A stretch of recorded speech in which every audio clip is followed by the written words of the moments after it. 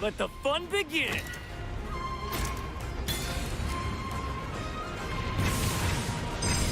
Let's go, Minato!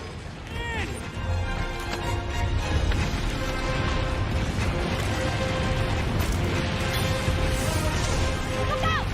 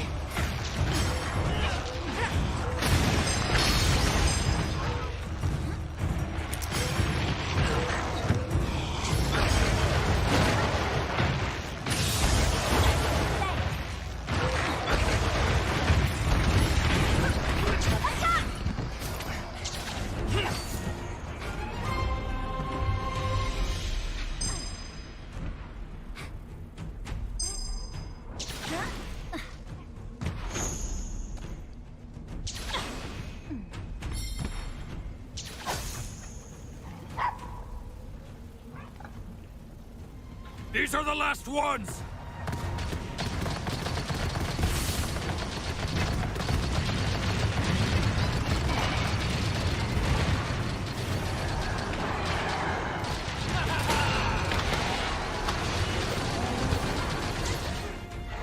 All set.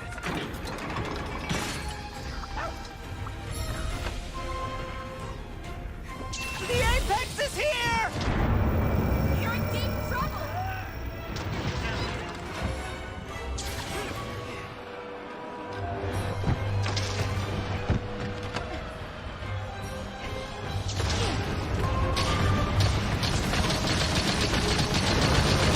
Listen up, brave defenders!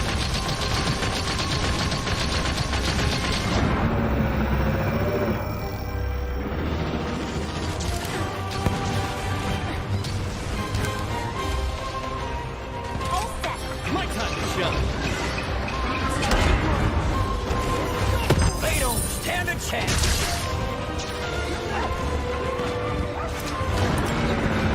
I'll be gentle. Promise.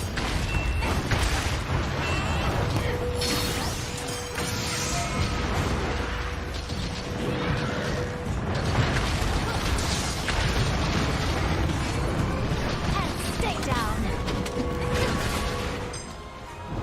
The fight isn't over until we're home safe. Very kind.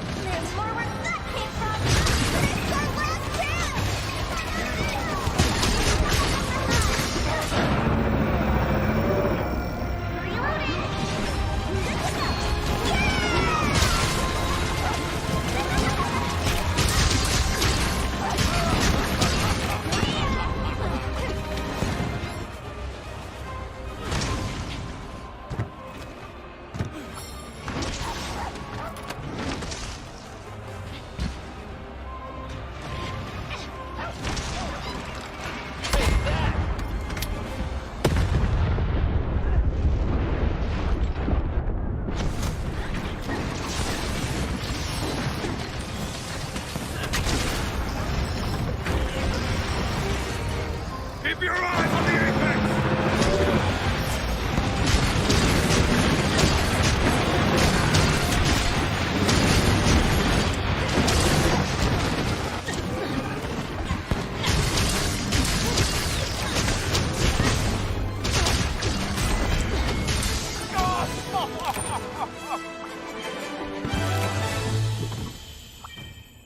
That's all there is to it. We hope you enjoyed the rampage. For more on Monster Hunter Rise, definitely check out our full review. And for everything else, you're already in the right place. IGN.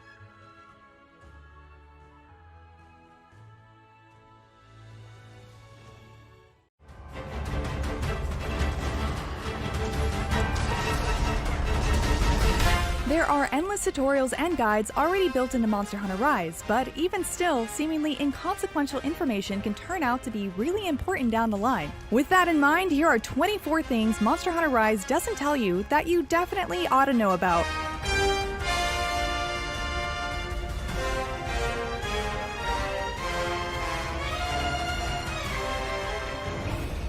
Village quests can only be done solo, and gathering hub quests can be tackled in multiplayer, meaning those will be a bit harder, even if they do directly scale based on how many hunters you have with you. Also, the story isn't restricted to village quests. You'll have to switch over to hub quests eventually to finish the story. Once your village quest level is 4 stars, you'll start receiving special license tests. Upon completing these fairly difficult quests, you'll increase your gathering hub quest level by 1 rank. So if you're looking to bypass some of the earlier star levels in the hub, try waiting for these special license tests.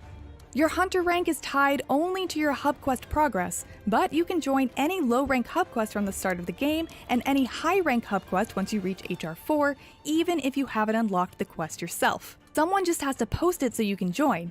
As an additional bonus, these quests will already count as completed once you do unlock them, except for urgent quests. Those you'll have to do again.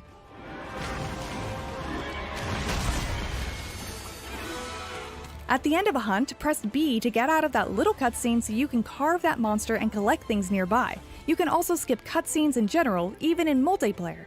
But in multiplayer, everyone needs to choose to skip a cutscene for it to actually skip. You can re-watch cutscenes at your house.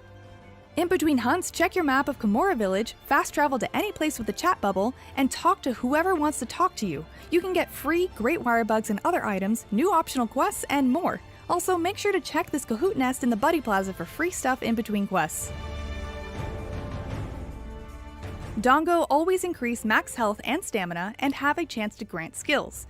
If you really like a special limited time only Dongo, save it to your usual orders to have access to it whenever you want. These specials aren't available at the tent while out on a quest though. Also, if you're playing with someone who has unlocked more Dongo, their menu will be available to you too. You've also got to eat to refill your stamina while out on a quest. Getting well-done steak and rations is as easy as roasting a motley mix at the canteen, but it's fun to cook raw meat yourself too. So tasty! When using the wire bug, there's an easy pattern that'll get you across greater distances. Cast the wire bug with ZL plus X, then B after a second to barrel roll forward, then repeat. Throw in an A to hang in the air. Simply hold R to run up a wall. There's no fall damage either.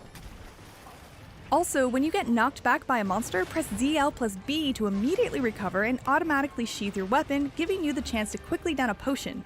Lastly, prepare a small or large bomb on your item bar, then wire bug dash and press Y to toss a small bomb or pelt a large bomb below you. Take this! Large, non-target monsters are extremely easy to mount with just a few wire bug attacks, so consider riding one to the target monster, or just luring it there with a stink mink.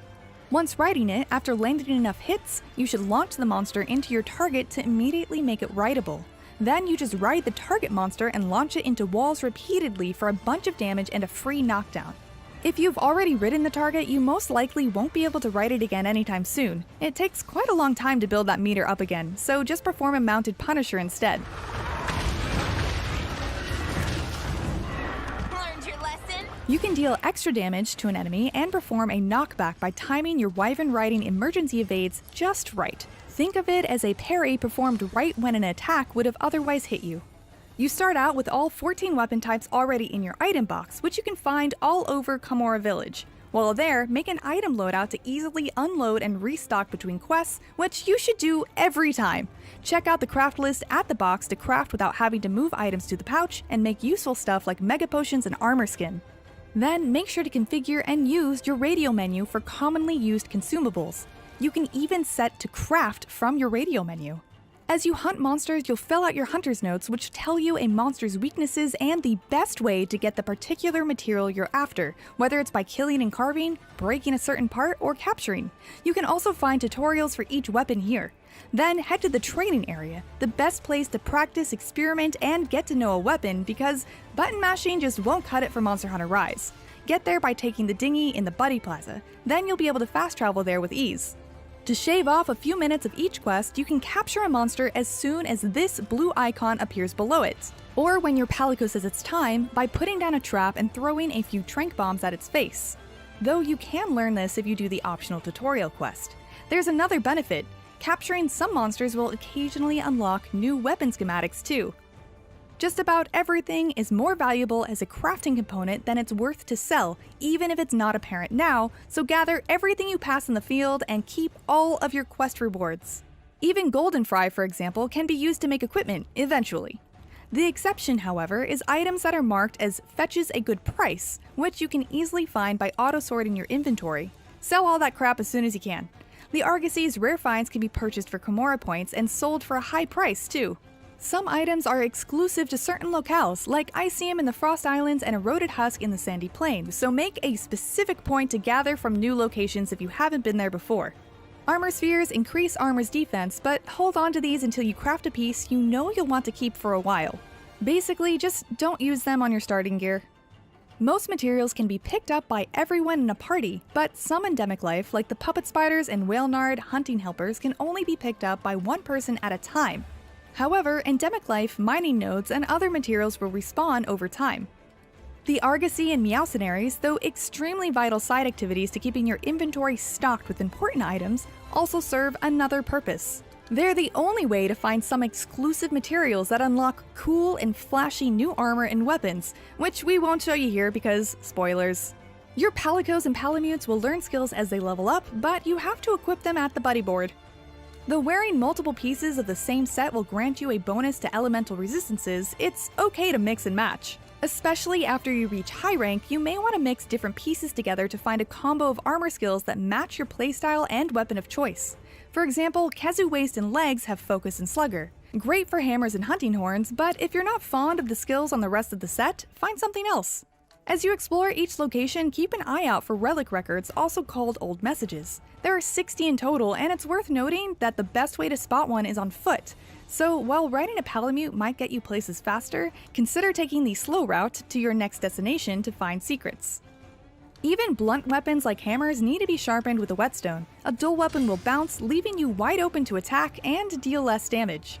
The control layout of Monster Hunter Rise is super customizable. My favorite options to tweak are button hold settings to make it faster to mount Palamutes, dash settings so I can press the L stick once to continuously dash, and the camera distance to see my surroundings better. You can also change the camera style to automatically follow the target once you're locked onto it with the R stick. You might hit the village hub credits, but there's significantly more game, monsters, and story after that, so keep going. I can tell you an unlimited list of tips for Monster Hunter Rise, but for more, you'll have to check out our full Monster Hunter Rise wiki on IGN.com. You can also see this concise beginner's guide and tips to conquering the rampage, but for everything else, stick with IGN.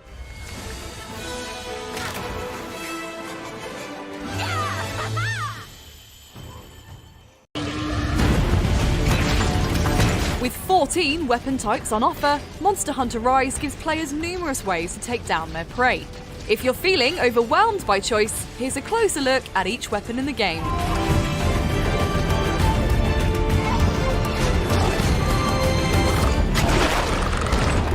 The slow but heavy-hitting Greatsword is perfect for dealing massive damage. Charge and release to perform a charge slash. The longer it's charged, the stronger the attack. Activating Power Sheath temporarily boosts attack power, so get airborne with the Hunting Edge Silkbind attack and follow up with Plunging Thrust for a devastating blow. Are you ready? The The sword and shield is good for defense, but also boasts 2 damage types: cut from chop and slash attacks and blunt from the shield. Quickly reach a monster and propel upwards, then strike down with the Falling Shadow Silkbind attack, or swing your blade around ferociously with the aptly named Windmill. Guard with the shield to minimise damage, and take advantage of being able to use items without having to sheath your weapon. Take this! What the lance sacrifices in mobility, it makes up for in reach. Strike with precision, or cover a larger area with the chargeable wide sweep. Use the accompanying shield to guard against incoming blows, and strike back with a counter thrust. Twin Vine attaches the tethered kunai into the monster, allowing hunters to quickly close the gap with a leap, while Anchorage absorbs damage to power up regular attacks. It's all over for you! Hunters can deal large amounts of blunt damage with the hammer, so it's ideal for stunning enemies and breaking off horns and other monster parts. Devastating charge attacks like the charge side blow, upswing, and big bang are activated by storing up power. While charging, use charge switch to access variant charge attacks. Both powerful Silkbind moves, the airborne spinning bludgeon and impact crater, are guaranteed to give monsters a headache. This 2-in-1 weapon transforms from an axe into a sword. As an axe, attacks fill the switch gauge. Once full, morph into the sword and attacks will have added effects from the weapon's file type. Keep attacking to reach its amped state, indicated by the glowing sword icon, and unleash a destructive elemental blow. Any last words? Invincible Gambit is a spinning Silkbind attack that makes hunters immune to being knocked back, while the switch charge quickly regenerates the switch gauge, enabling you to enter sword mode faster. The Insect Glaive is made up of 2 parts that work together to boost player attributes and chip away at a monster's health. Vault into the air and perform melee attacks with the glaive, and send out the Kinsect to harvest extracts from monsters. There are 3 types: red boosts attack, white gives speed a bump, and orange increases knockback protection. The colour extracted depends on the part of the monster it's harvested from. This weighty run-and-gun weapon type has 3 charge levels that deliver powerful shots. Check your hunter's notes to see which ammo types exploit a monster's weakness. Fire at a monster, then quickly reposition with the Silkbind glide. You can absorb an attack and retaliate with counter shots, and make the most of an opening by shooting with the bowgun's special ammo. Operating broadly the same as its heavy counterparts, the light bowgun is more nimble and shoots faster. Use the same Silkbind glide to close the gap on a foe, then follow up with a powerful close range attack. Alternatively, jump over them and shoot from above with the Fanning Vault. Fight like a samurai with the longsword. Perform regular attacks to fill the spirit gauge and unleash spirit blade attacks.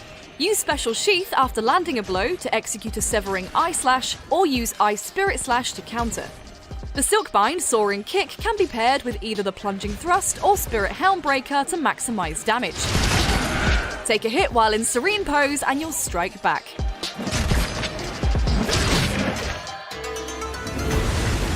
The dual blades are ideal for fast and furious combat. Entering demon mode lets hunters move faster, strike harder, and evade quicker, but doing so gradually depletes the stamina bar. Attacking in demon mode fills the demon gauge. Once full, switch to archdemon mode to enhance your regular moveset while active. Use piercing bind to lodge an explosive kunai into the enemy, which then detonates, or execute a forward spinning attack if you're hit while performing shrouded vault.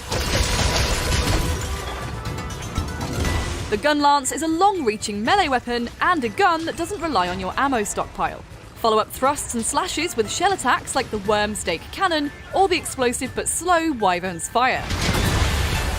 Deal cut damage and reduce the cooldown time of Wyvern's fire by slashing with hail cutter.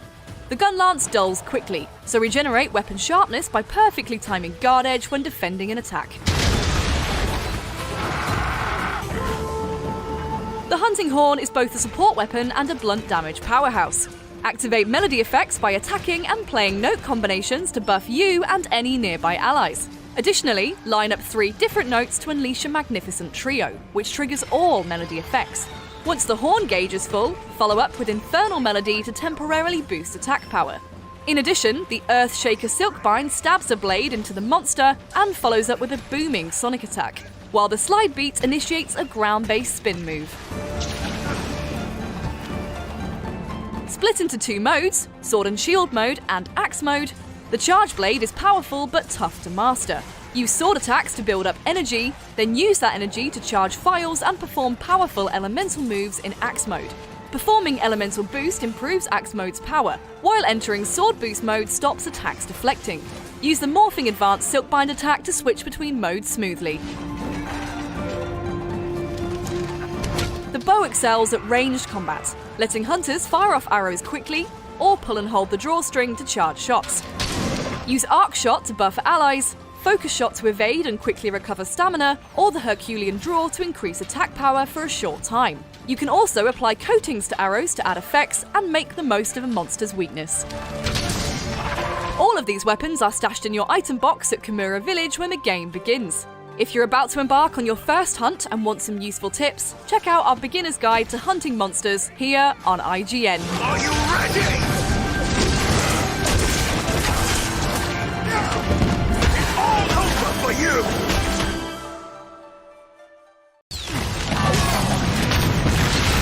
Whether you're slaying fantastical beasts for the first time or dusting off your greatsword after a long absence, it's always good to brush up on your hunting techniques. Here's how to bring home the spoils in Monster Hunter Rise. Laughably easy. The hub world of Kimura Village is where players choose a hunting quest and make the necessary preparations before heading out. Hinoa gives single-player village quests, while Minoto offers multiplayer hub quests. If you've spotted the creature you're targeting in the wild before, check your hunter's notes for some helpful info, including its habitat and how it will defend itself when attacked. Next, prepare items and equipment. There are 14 weapon types, whose effectiveness depends on what you're up against. Bladed weapons deal cut damage, hammers cause blunt damage, ammunition damage comes from bullets and arrows, and so on. Different parts of each monster have different vulnerabilities, so choose the most effective tool for the job. Luckily, every type of weapon is already in your item box from the start. Once you're armed, head to the training area to learn combos, or visit the smithy to upgrade weapons and armor or forge new ones. My hammer's ready. Also, don't forget to raid the item box. Healing potions are a necessity, but bombs, traps, and buffing items like the attack-boosting demon drug provide an edge in combat. Check the crafting list for any useful items you can make, visit the merchant to purchase supplies, and create an item loadout to instantly empty and restock your pouch. Get some much-needed backup in the form of palamutes and palicos, trusty hunting companions that attack monsters, heal hunters, and even scavenge items. Use the buddy board to select who to bring along, as well as change their equipment, gear, skills, and behaviour. Make sure to hire additional buddies from the buddy handler, and send them off to collect more materials with the Argosy and Meowcenaries. These passive activities will prevent you from having to purposely seek often used items like honey and nullberries, and provide you with unique materials that unlock cool armor and weapons. Plus, you can manage the Argosy and Meowcenaries from your housekeeper, and only have to check in once in a while. Get your bunny dango right here! Lastly, never hunt on an empty stomach. Order a meal of bunny dango at the canteen by selecting 3 dumplings to go on the skewer. Eating increases your max health and stamina, and each dango has an associated status effect that has a chance of activating once consumed. And if you forget to scoff before you leave, food can also be consumed at the tent when the quest begins. Once the quest begins, the monster's location is marked on your map. If it's your first time encountering the creature, it's identified as a question mark. But don't make a beeline for the beast just yet, because there's a lot in the world that can aid your fight. Firstly, check the blue supply box for helpful items. These are provided by the Hunting Guild and can't be taken back to Kimura Village, so use them before dipping into your own supply. These items can also provide hints on how to take down or protect yourself from a monster. For example, the guild leaves you some screamer pods to throw at a somnicanth, along with energy drinks to counter its sleep powder. Secondly, each area is teeming with endemic life that offers various buffs and effects. Spiribirds increase health, stamina, attack, or defense depending on their color, while other creatures offer a temporary boost to stats too. While out on a hunt, gather everything you pass, especially mining nodes. You'll likely need them eventually. If you're in need of specific items, look at the detailed map in the menu and press X to see the icon list, which highlights where to find them on the map. It will only show areas uncovered by clouds though. Rise also introduces the wire bug, a handy tool that makes it easier to get around. Fling yourself towards a wall, then hold R to run up it, or use the wire dash to move quickly on the ground. But remember, wire bugs have a short cooldown before they can be used again. Great wire bugs are souped-up versions used to propel hunters across large distances in a fixed direction. Once you've spied your prey, it's time for battle. Taking down monsters involves dealing lots of damage, targeting the weakest parts of their body, and learning attack patterns to anticipate their next move. Watch your stamina too. If it depletes, you're an easy target. Be careful! In combat, make use of the wire bug by performing powerful silk bind attacks, such as the Switch Axe's Invincible Gambit, a wire bug assisted spinning attack. If you get knocked back, use wire fall by pressing ZL and B to recover quickly. Try to focus attacks to break off parts of monsters for more rewards. Blunt damage will more easily break off horns and stun them, but cutting damage is superior for severing tails. Keep an eye on how it behaves to get an idea of its health. It'll drool if it's tired, and if it's limping, it's definitely on its last legs. After a while, the monster may flee. If you have a palamute handy, hop on its back and pursue. While taking a breather, use the whetstone to sharpen any dulled weapons, and eat rations to restore stamina. If another monster enters the mix, they will likely start fighting each other. Leave them to duke it out, or keep attacking to wear them down enough so they can be mounted and initiate Wyvern riding. A chance to briefly take control of monsters and deal out massive amounts of damage.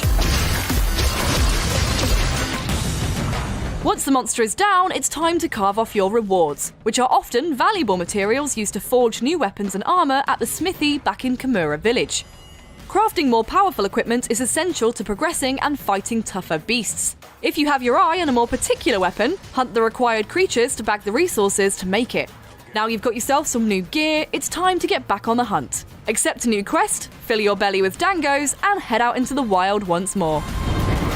That sums up everything you need to start slaying ferocious beasts in Monster Hunter Rise. For more delicious dangos and everything Monster Hunter, stick with IGN. For you!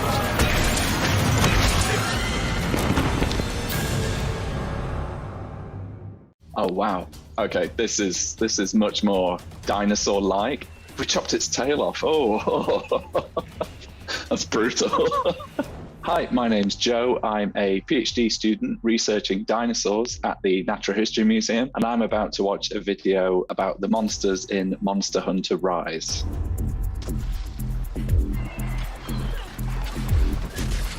This looks like a bit of a hybrid between a mammal and a dinosaur. It's got some sort of fur, or feathers at least, and some really long claws. It reminds me of a therizinosaur, which we know had sort of a feathery coating and really long claws at the end of its hands. I like the feathers. They look kind of realistic to me, kind of how we'd expect them to look over the body. So that's quite cool. It does look a bit like a mix of a dinosaur and some sort of giraffe or deer maybe, which is a bit weird. You can see it's got some sort of scorpion-like stinger, it looks like, at the end of the tail, which dinosaurs definitely did not have. But this is quite good. You can see it's got a feathery kind of coating, which is pretty good looking to me, I think. Is he finally dead? It's quite sad. Here comes the messy part.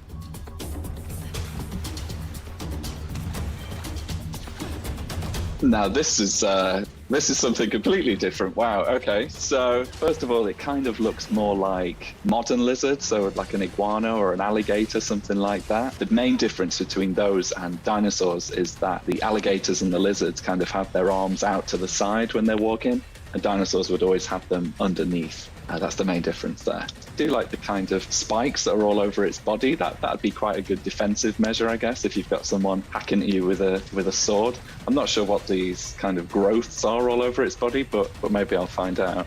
We chopped its tail off. Oh, some lizards have evolved to kind of shed their tail in defense to distract a predator, and it kind of wiggles on the ground and keeps going. We don't know that any dinosaurs did that, but you know, it's. I'll let that one slide. That's fine.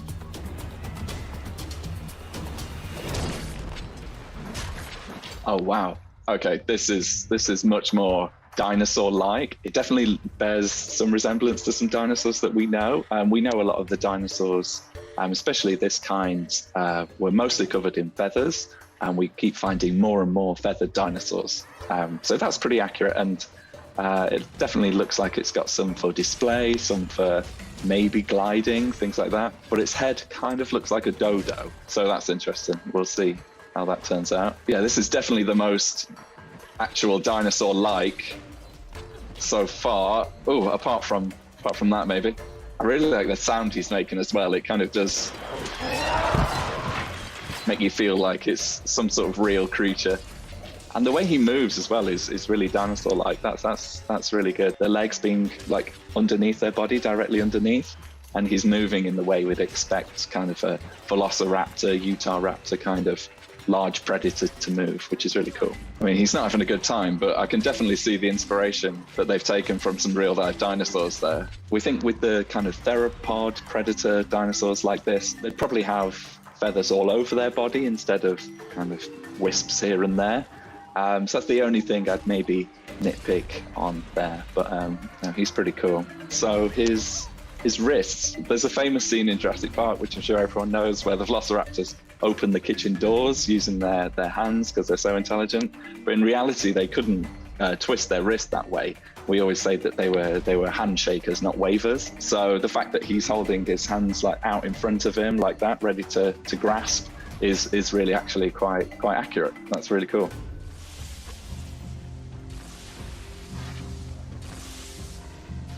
Flying, okay. Got some really cool kind of pterosaur looking animals flying around this guy. Pterosaurs were around at the same time of the dinosaurs, but they weren't dinosaurs. So dinosaurs just lived on the land. Pterosaurs were closely related, but they could fly. This guy's got wings as well.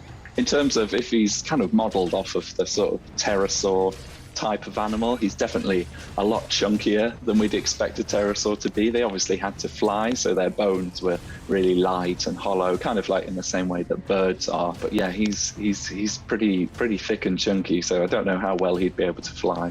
Oh, what's that? Now that's cool. That's kind of like, it looks to me like a cross between a hippo, a crocodile, and a turtle, maybe. That's pretty cool. I like that one. That's really exciting.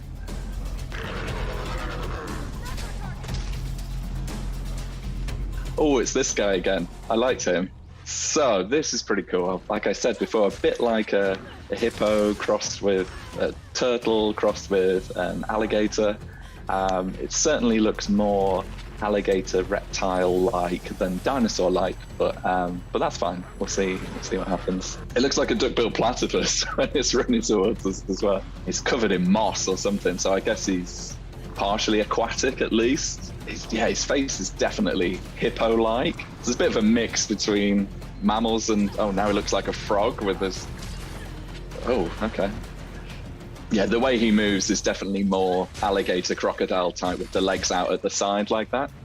A lot of these dinosaurs or monsters, you can certainly see where they've taken some inspiration from. My favorite was the Kula Yaku, and the kind of raptor dinosaur, velociraptor looking one. I think the attention to detail they paid with that one was really high, and it definitely had a lot of dinosaur features, certainly things that we know did exist in the past, and you would have seen roaming around at the time of the dinosaurs. The rest of them, a mixed bunch, I'd say. They certainly look like versions of animals that we know did exist then, and just exaggerated and made even bigger and more dramatic. Want to watch another experts react? Then why not check out a sword expert reacting to realistic sword fighting game Hellish Cart, or our Monster Hunter Rise review.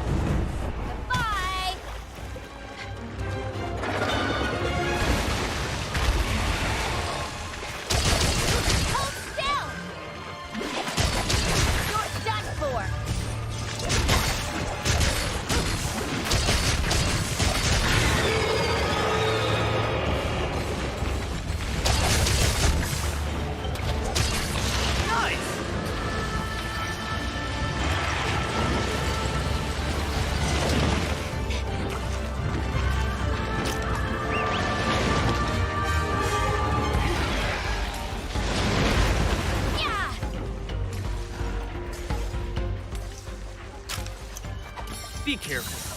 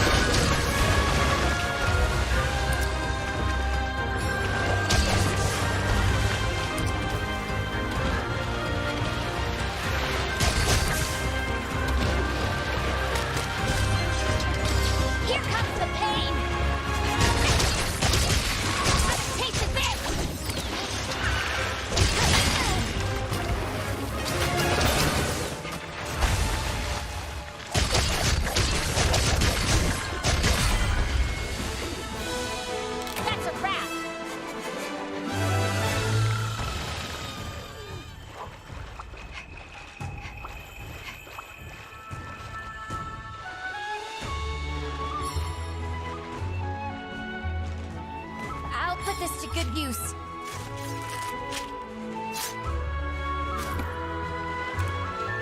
And I need some of your parts.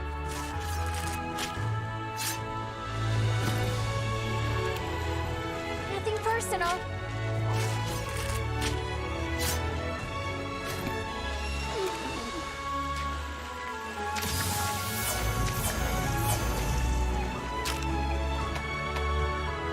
See ya.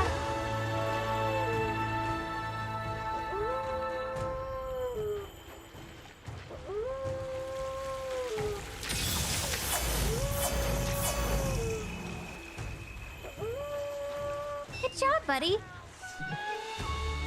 All in a day's work.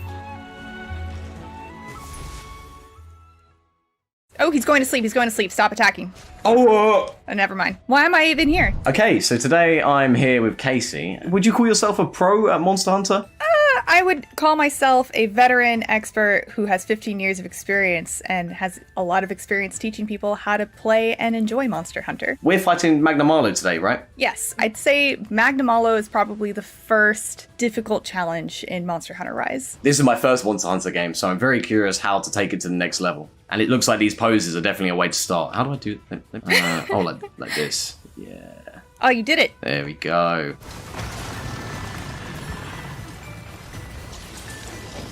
Should we head out on an expedition and you can see my skills, if we want to call them that? Yeah, absolutely. Should we bother eating dangos for this one? You should always eat before a mission, no matter what, just to get your health and stamina up. It's always helpful. Okay, good. I'll keep that in mind. I'm not sure if you know about this, but you should definitely make a loadout of items so that you don't have to manually empty out your pouch and restock it in between every quest. Yeah, thankfully you can't see my screen, but I have 0 loadouts. I'm going to register my current one.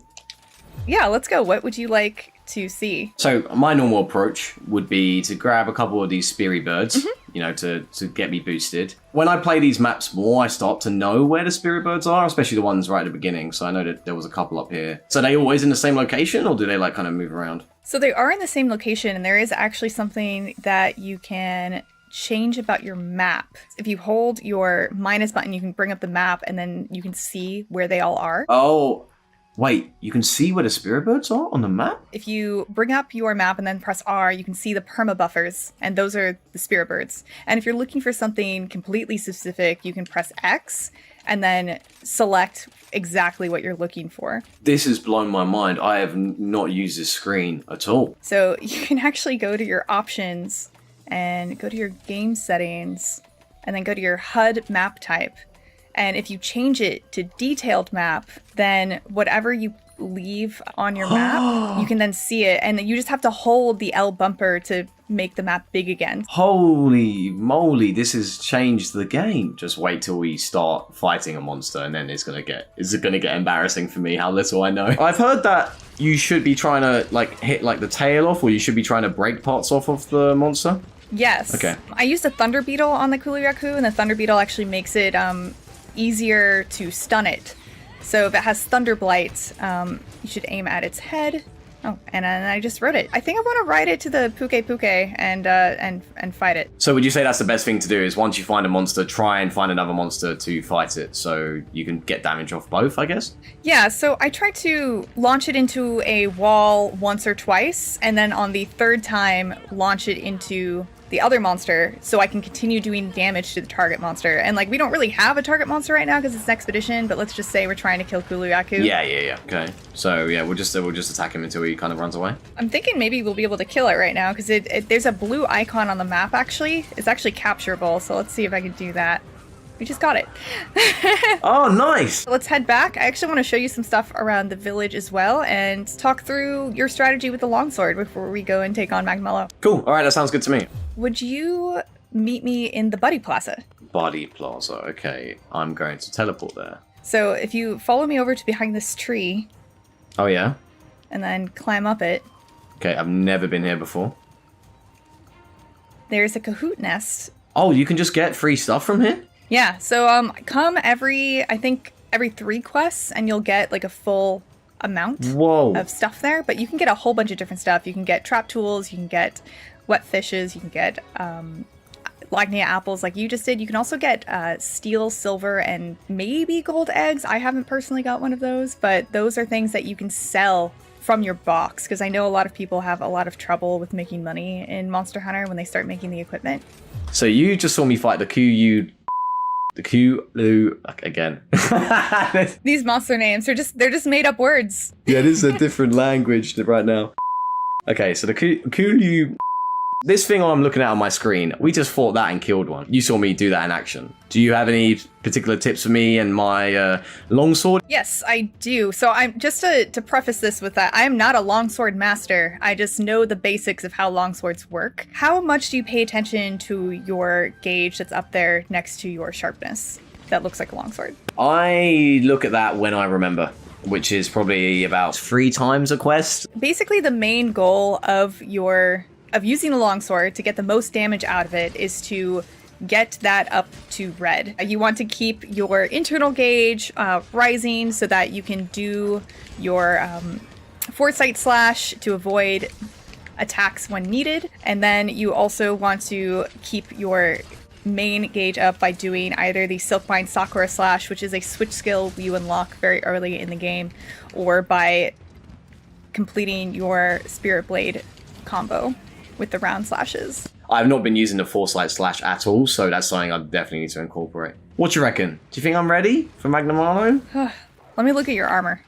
Oh no, there we go. If it's easier, I can tell you what it is in the menu. Oh, I can actually look at it from here. I can just judge you quietly without even letting you know. I think that you have a pretty decent set. I think it's worth upgrading your armor just a little bit for Magnum Arlo, which you can do very easily. I should throw a couple points into these. I definitely think so. He has a lot of very powerful attacks, especially some that can one-shot you. Cool, alright, I'm gonna eat some dangos and then we should get ready to go. I do have a suggestion for a really defensive Dongo set that you should have. So Dongo Defender, and you should have Magnaroar. Yes, I'm looking at Magnaroar right now. Cool, so that gives you Moxie, and what Moxie does, it says it prevents fainting one time when damage taken exceeds your remaining health. So when we start the quest and you have this activated, you'll actually see these 2 arrows on your health bar, and your health has to be above those 2 arrows for Moxie to kick in.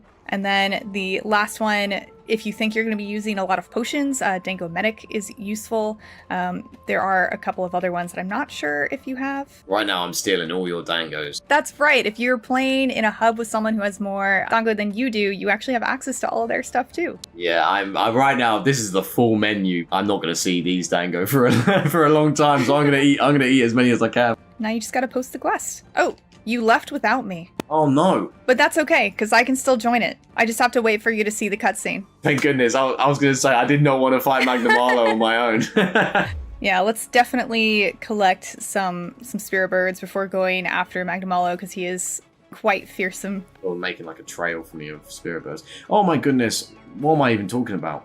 I have that detailed mini-map to tell me where they are. You do? Why am I pretending like I'm finding these on my own? The map's doing all the work. Let's see, where is Magnum Arlo? He's right down there. I'm feeling kind of ready to take on Magnum Arlo. First thing I've got to do is stop getting lost in this underground cavern. Well, he's on the ground. Alright, let me just bring some heat. Oh, okay, let me not bring some heat. I just jumped straight into his head.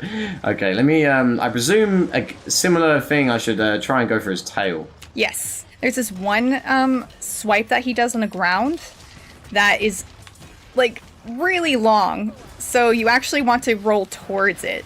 There's actually a general tip with monsters a lot, like roll towards the thing that's coming at you, because then you'll roll through it. Now I have Pellet Fireflies, so I can kind of show you what I'm doing. Oh, is he leaving? Oh, he's leaving. What a jerk! Alright, well, if you see, I just left it behind me on the floor. Oh, okay, yeah. So you can actually attach that to him. You leave it on the floor, and if he hits it, then he'll get hurt by it.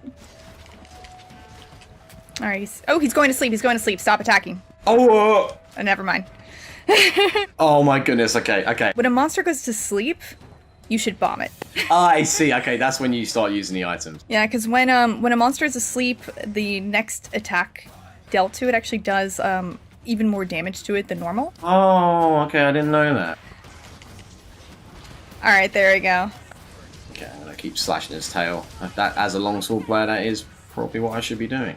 Yes. But attacking whatever is in flames is also really good for Magnamalo, because if you do extinguish them, it will prevent him from powering up and doing that ultimate move again. And it also knock him over. Oh, he's poisoned. All right, and we knocked him over again. Hopefully that gets his tail. Oh, yep, that gets it. So you can break off a piece of his tail, his back, his head, and his arm blades. Yeah, I'm gonna trap him, just to give us a second. Oh, nice. I saw you set a trap. He's right behind him. Oh, he's tired. Oh, nice. Oh, he's now pink. He's powering up. Oh, okay, that's good to know. Oh, he's gonna do his thing. I'm going as far away as possible. Oh, okay. He just targeted me. Yeah, I like to wirebug dash in the air and hang and see which way he's gonna go, so I can like go. Oh, he's limping. He's nearly down. What do you reckon? Do you want to try and capture him? I will leave it up to you. I feel like I'm getting close to slashing that tail off. Okay, let's do it, and I'll keep working on the head. Okay, cool. All right, I'm gonna jump back in and try and get that tail off. Oh, if he doesn't knock me over. Oh, we did it! And he's down. Nice. I thought we had more time. I guess maybe we should have just captured him. Yeah, I thought I was gonna have time to capture him, but no, he had enough. He had enough already. I think upgrading the armor is definitely useful too, because I was surprised that really big attack didn't one-shot you, and I think it was thanks to increasing your armor. I'm actually very happy. I can see how that's a lot more difficult than the monsters I fought previously. Yeah, okay, that's great news. Oh, I just saw you there clapping for me, so I appreciate that. No, of course. That definitely felt difficult, and I know it's going to be, more difficult going forward. But thank you very much, Casey. I appreciate that. Yeah, of course. Thank you. It was fun. Soon I'll be up there in the high rank quest with you, and then we can start working out whose armor set looks better on each of our Palamutes. So you're a fashion hunter. I'm just going to go for skills. I'll probably look terrible, but I will do good damage, and that's all that matters. You'll see me trying to do as many weapon poses as possible. And for more on Monster Hunter Rise, besides my cool weapon poses, stick with IGN.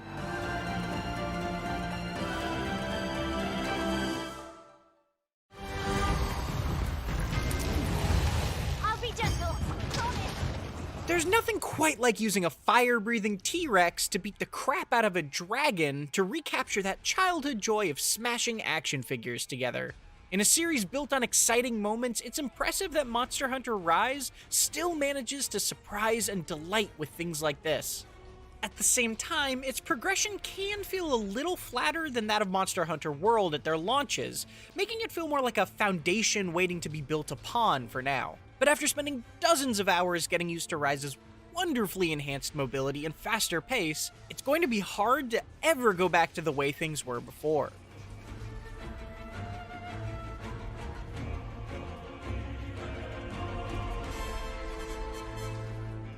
If you're new to the series, Monster Hunter is essentially a gauntlet of epic boss fights against spectacularly diverse monsters, who you then turn into nice pairs of pants. Each victory earns you materials to craft better equipment, to take down tougher monsters, and so on and so forth.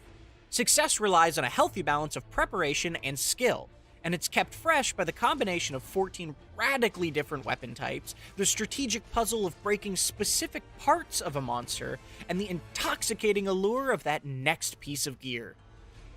Monster Hunter Rise in particular is full of fun new ideas, but it also benefits from many of the streamlined innovations that helped make World the best-selling game in the series.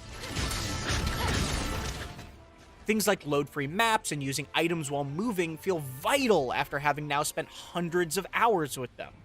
Meanwhile, other features like separate village and hub quest lines for single and multiplayer return some of the organization of older games. That mishmash of ideas makes Rise feel like a huge mechanical step forward compared to the last Switch entry, Monster Hunter Generations Ultimate, but more of a sidestep in the context of World and its Iceborne expansion.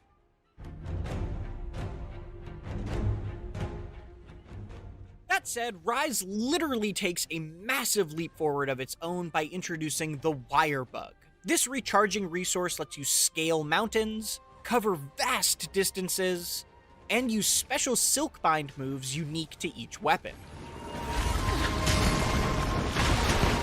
But potentially the most impactful Wirebug move of all is far more subtle. If you get knocked back, pressing ZL and B will instantly pop you back up onto your feet with your weapon sheathed, letting you quickly re-engage or heal up without missing a beat. That has a big impact on the pace and feel of a fight relative to other Monster Hunter games, cutting out lots of potential downtime. That's the philosophy of Rise in a nutshell. Fill the dead air and get to the action quicker. To that end, you get an adorable, rideable doggo to travel faster, and a bit of the usual pre-hunt prep has been morphed into mid-mission endemic life, allowing you to pick up creatures along the way that can fill the gap of certain tools, buffs, and items. The most important of these are the colorful Speary Birds, which boost your stats up to a certain point. It's very smart that these buffs are gained through exploration rather than menu management, though spending the start of every hunt collecting birds can become a different type of tedious. The expanded monster riding is a similarly fun but odd addition. Once you've subdued a monster, Rise gives you full control to move and attack, just like your dog, even letting you drive them across the map to beat up a specific target.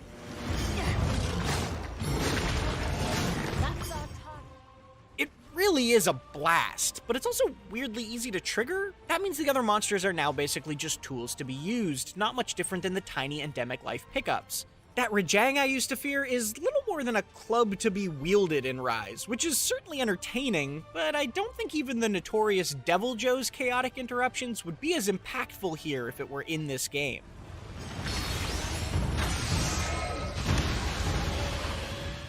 But goodness gracious, what good monsters there are to fight. Every single one of the brand new monsters is an absolute banger. From the bird monkey Bishaten throwing persimmons at you, to the fire crane Acnosum and its extremely cool armor set, they're all excellently designed.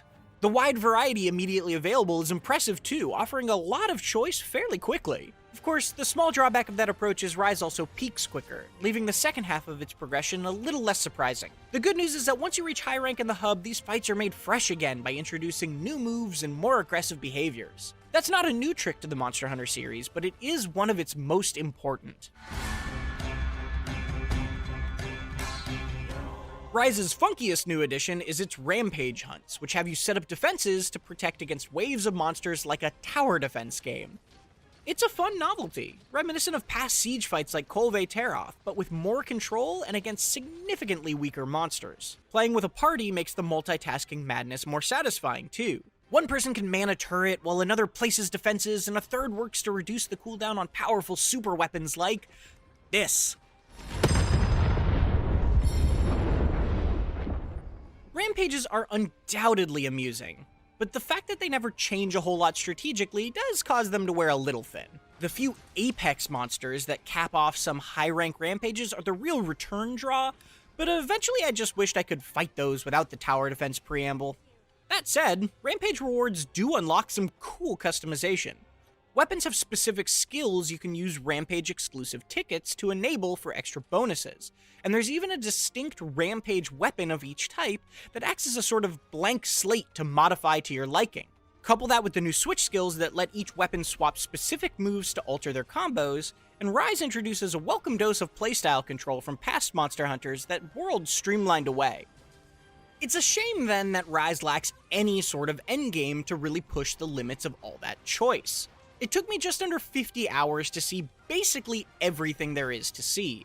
Obviously that's not a small amount of time, but high rank still feels like it's missing that last layer to really test you, and its story ends on an unsatisfying cliffhanger. There are no new challenges unlocked afterward, no tempered monsters, and no elder dragons at all apart from a couple cool story-specific ones. As a result, Rise ends up seeming like a great foundation for Capcom to build on, rather than a deep game of its own at launch. Thankfully, the excellent support World received gives me plenty of faith it will grow, and Capcom has reassured me already by scheduling the first free content update for the end of April.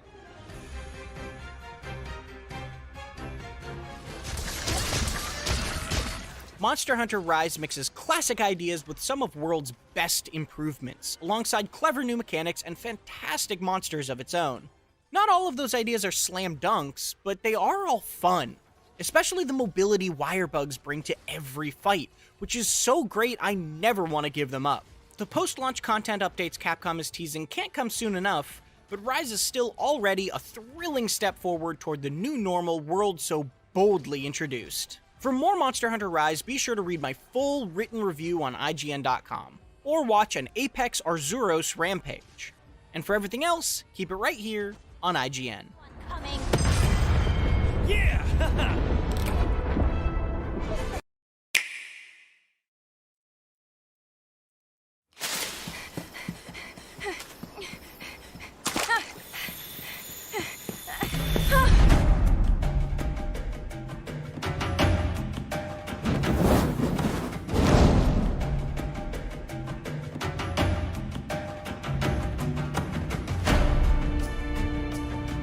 It's no mere coincidence that you were given Red's kinship stone, and now a Rathalos egg.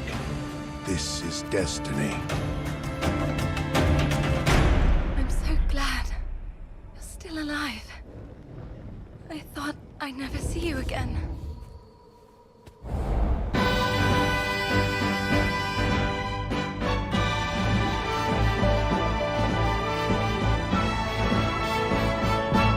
Okay, pal, let's do this! Hey, what's that? I'd be lying if I said I wasn't nervous, but it'll work out.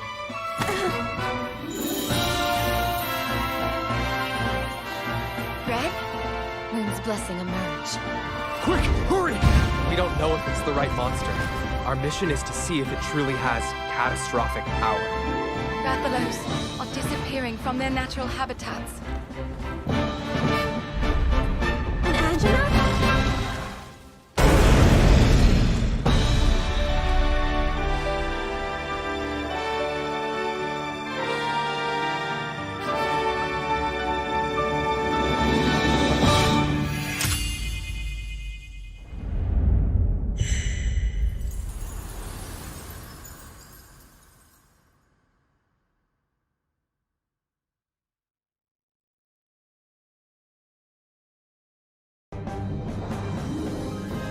Monster Hunter Stories is a spin-off of the popular action series with a shiny, new, undeniably cute coat of paint and a completely different combat system. But don't let that deter you, because this heartwarming story is served with amazingly fun RPG gameplay that never gets old.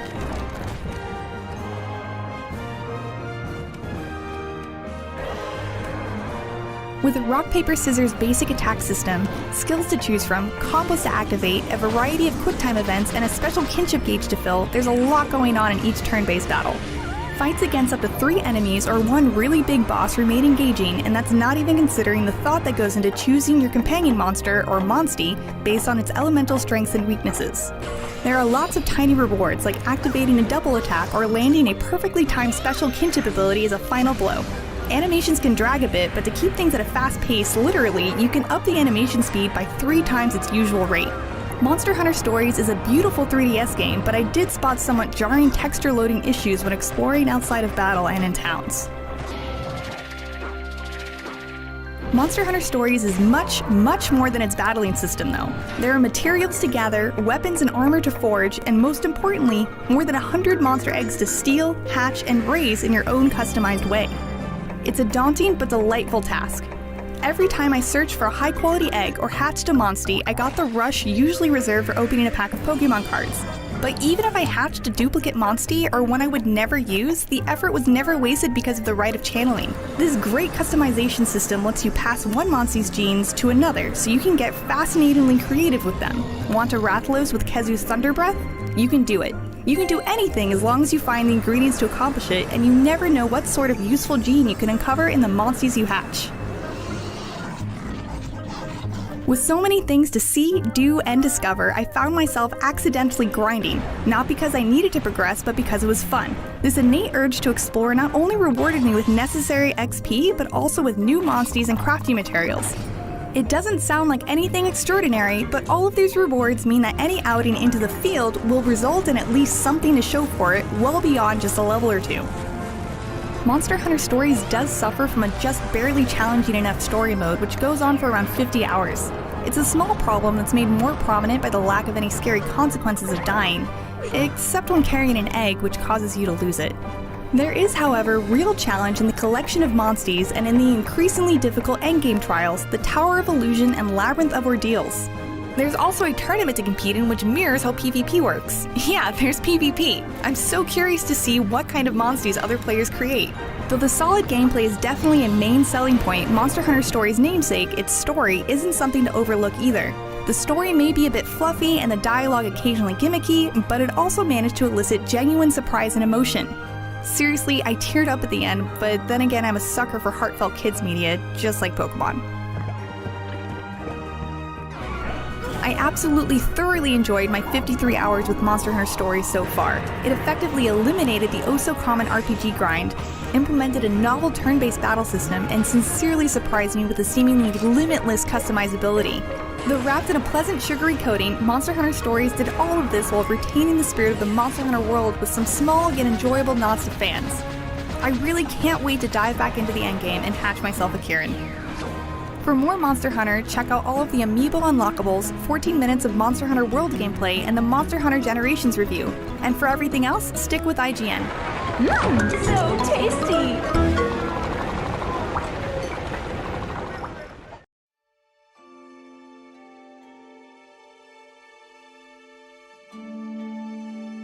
It is said that long ago, a flightless Rathalos was born in these lands. That Rathalos is no runt. I must report back to Kyle. You're with the hunters. It's my job to capture the Rathalos that escaped from Mahana village. Well, it's my duty as a scrivener. What's going on? Hunters and riders are working together? With this, our plans will finally come to fruition. We can't let you interfere with our plans. This might hurt!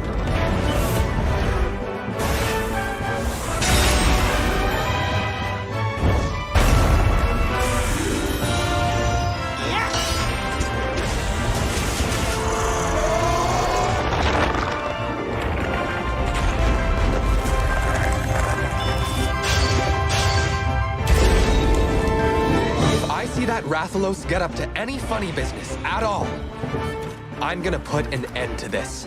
Just believe. Don't you want to know what's happening to the world? Uncover Ratha's secret? You better up your game, kid. Here it comes.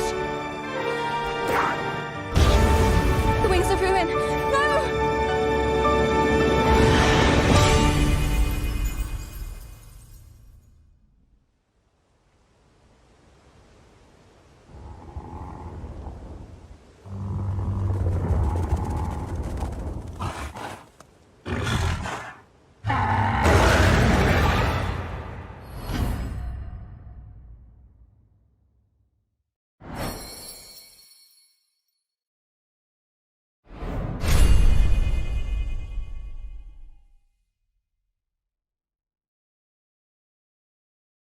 Your grandfather, Red, was a fine, upstanding rider.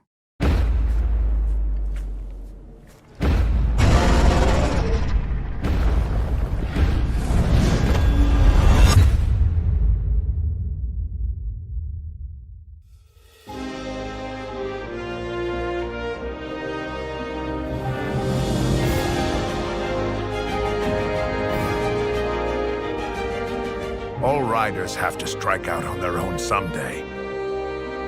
Kana can guide you. Use the experience to learn what you're capable of and what you must do as a rider.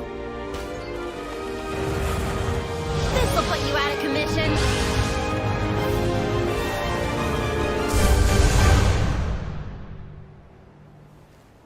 Come with me, please. I just know this Rathalos will help us once it hatches. Off we go! Let's go. That kinship stone, right?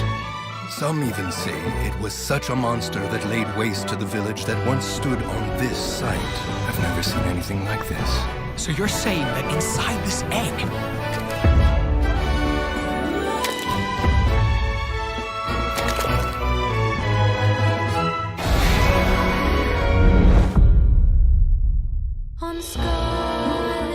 Should this Rathalos hatch and awaken to its destructive power, You will be to blame for what happens. Are you prepared to take that risk? Rathalos aren't monsters to worship or to make bonds with. Don't you get it? They're nothing but dangerous pests. Don't back down, buddy! Keep them safe until spotted. Ratha! There is nothing to fear.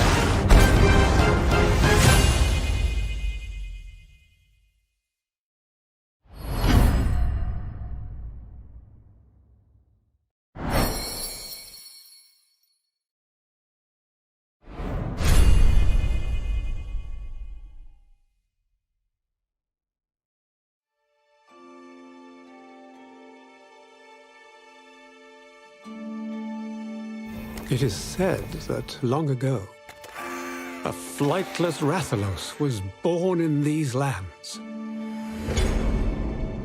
That Rathalos is no runt. I must report back to Kyle. You're with the hunters. It's my job to capture the Rathalos that escaped from Mahana village. Well, it's my duty as a scrivener. What's going on? Hunters and riders are working together? With this, our plans will finally come to fruition. We can't let you interfere with our plans. This might hurt!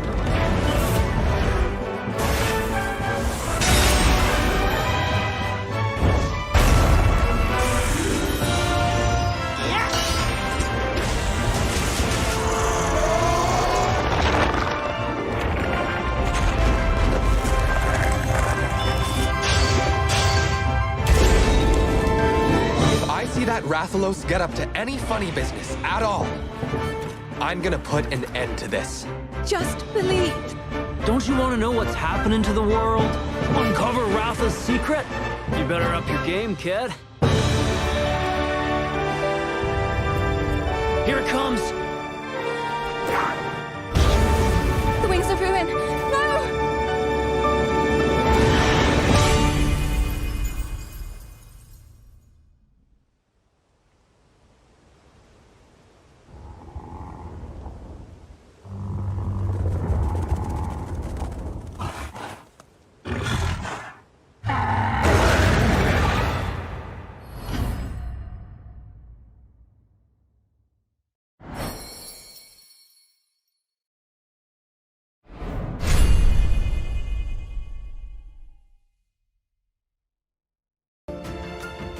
Beams of red light illuminate the sky, and Rathalos everywhere begin to vanish.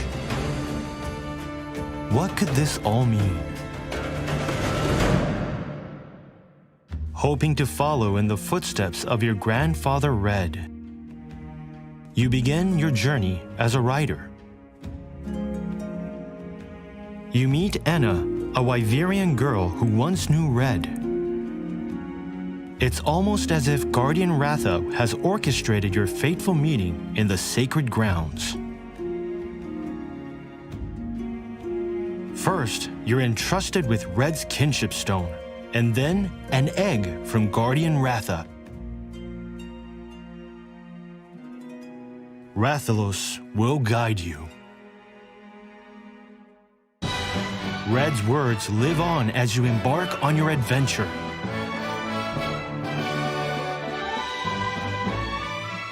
You experience some ups and downs, and, at long last, the egg is ready to hatch. A Rathalos bursts forth, but he is unable to fly. This is the very Rathalos predicted to bring ruin to the world. When the wings unfurl, disaster will befall the land. Where will your kinship lead you? Towards hope or terror? Your destiny awaits.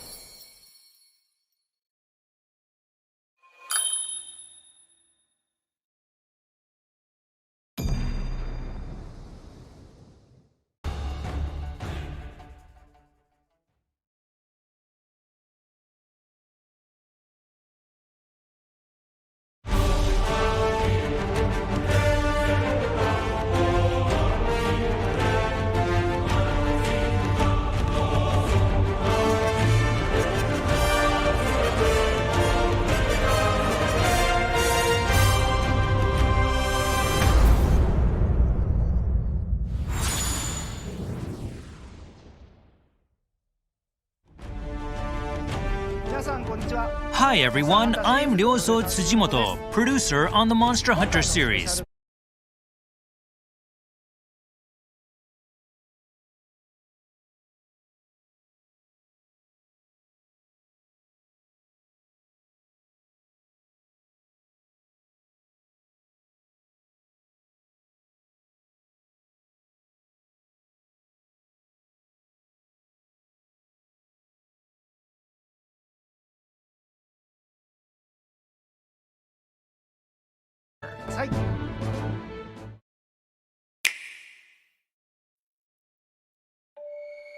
I'm not sure why, but the monsters near that pit have been acting up.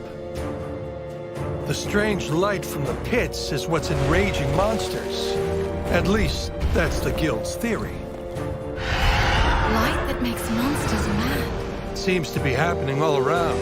The Guild's calling the lights Rage Rays. Tons of Rathalos vanish, and strange pits appear? There's no way it's a coincidence. They got some kind of creepy plan in the works. Don't you see? He has the same destructive power as the legendary Ratha. He's far too dangerous. He's too much for you to handle. Are you out of your mind? You care more for one Rathalos than for the world it might destroy? Now, believe in Ratha, and he'll believe in you. Through your bond, you can steer his power towards or away from chaos. It's up to you.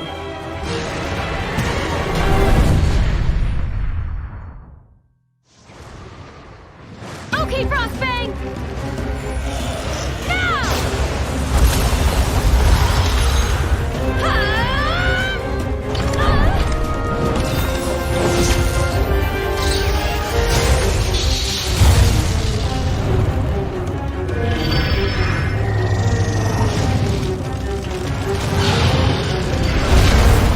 I have to find the truth behind what's causing them.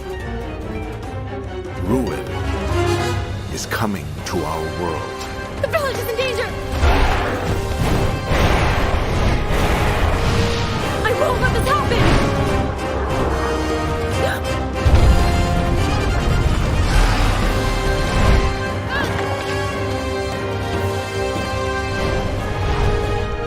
It's the Nergigante!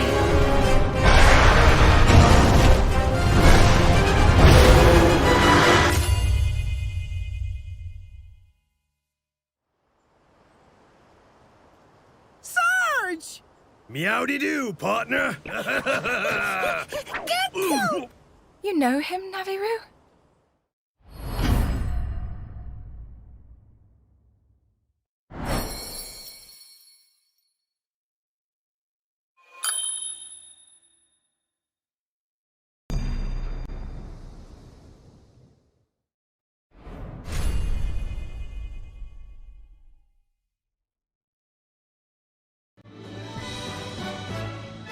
As we just saw in the trailer, there are pits in the game that emit light, known as rage rays, that cause nearby monsters to become more violent. These rage raid monsters are appearing all around the world.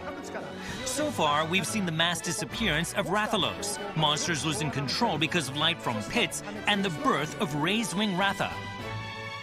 Where will it all lead? Strange things are happening, and the strength of your bond with Ratha will be put to the test. We also saw a rider named Avinia make an appearance with Frostfang, her monstie. We saw them in the previous installment, but they have grown up a lot since then. Avinia will join you on your adventure as a battle buddy, offering support with her hunting horn. We'd now like to touch on a couple of game features. First, we'll talk about obtaining monster eggs, and then about transferring powers and skills between monsties using the rite of channeling.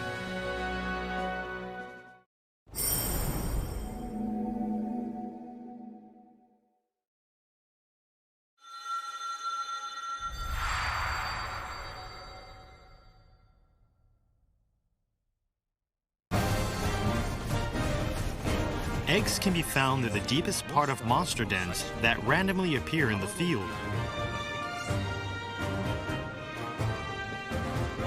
There are even some rare dens that pop up infrequently where you can get your hands on elusive monster eggs and ones that contain hard-to-find genes.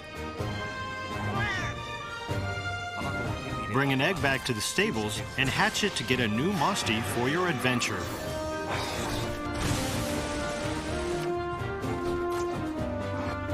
The rite of channeling is a ritual that allows you to transfer a gene from one monstie to another. By doing this, you can awaken a new ability in the monstie receiving the gene. During the ritual, you can choose which monstie will channel the gene, which monstie will inherit it, and which slot you will place the gene in. You can raise unique monsties by awakening new skills and abilities in interesting combinations.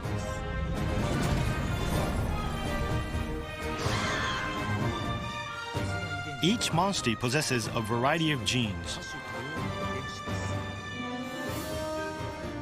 The color of the gene represents its element, and the pattern of the gene represents its attack type. Align 3 genes of the same color or pattern in a row, either vertically, diagonally, or horizontally, and you will receive a bingo bonus. This will grant your monstie even more power. From placing a gene in an empty slot to stacking a gene atop one of the same type in order to upgrade it, there are many ways to enhance your monsties.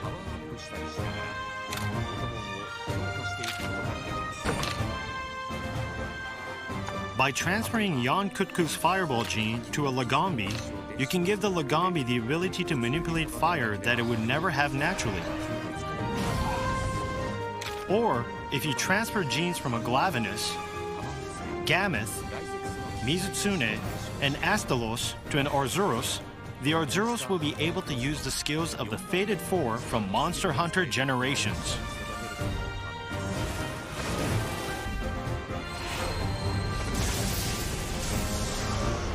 Through the rite of channeling, you can create a versatile monstie that can use power, speed, and technical skills. Or you can upgrade your monstie's fire element abilities until it's a fire specialist. Transferring genes allows you to individualize your monsties, creating ones that nobody else has.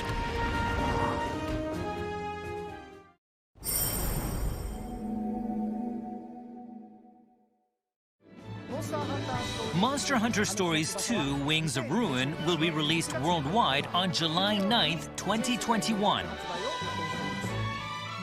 Pre-orders are available for both the physical and digital versions of the game. For more information regarding pre-orders, please visit the official website.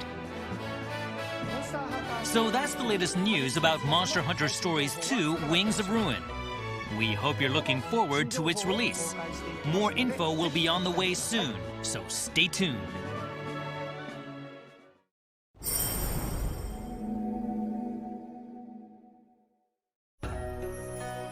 Alright, let's have a look at the next title update for Monster Hunter Rise. have a look at this new trailer.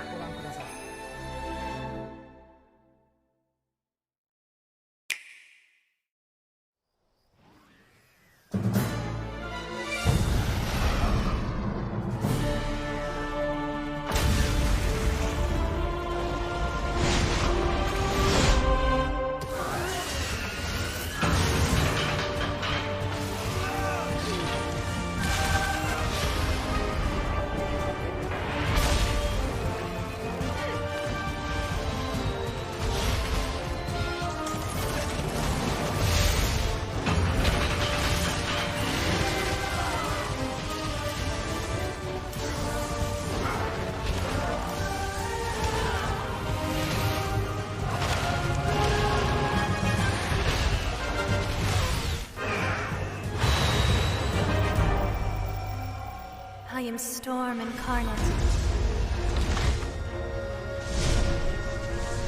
My queen. My king. Divine beasts with grace replete.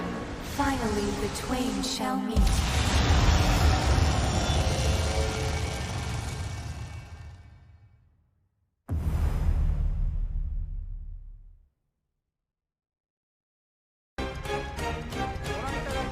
As you can see, the new free title update, Monster Hunter Rise version 3.0, will be releasing on May 27th. We'll be showing you some of the content of this new update, so we hope you enjoy the show. Now here's the director, Yasunori Ichinose, to do the honors.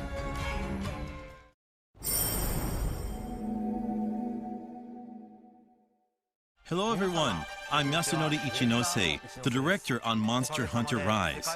I'm very happy to see everyone all over the world is enjoying our game. Thank you. To make sure you've got plenty more to do, I'll be showing off some of the new monsters and features of version 3.0.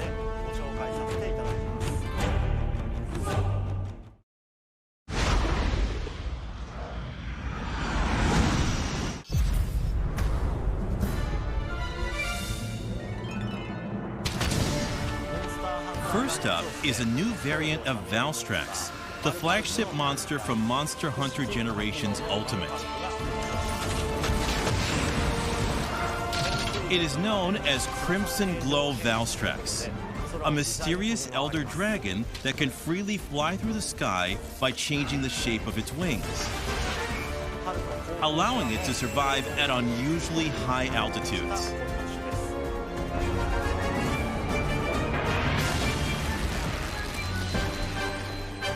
We made sure to give it a new form with new attacks, so we hope you look forward to it.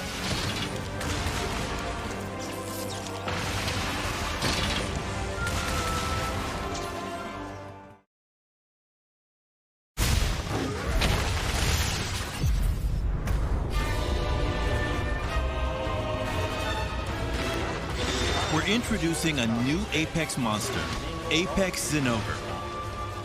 It's different from the regular variant, and its body is covered in golden lightning. It'll appear during Rampage quests, but you can take it on with a standard quest as well.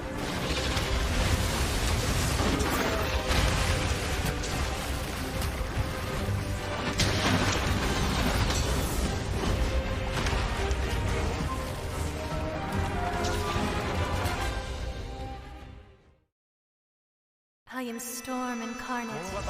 We'll be adding a new ending to the game's story. What danger awaits the hunter when Ibushi and Narwa come together? Divine beasts with grace replete. Finally the twain shall meet. I won't spoil anything on this show, so you'll have to play the new quest in version 3.0 to find out.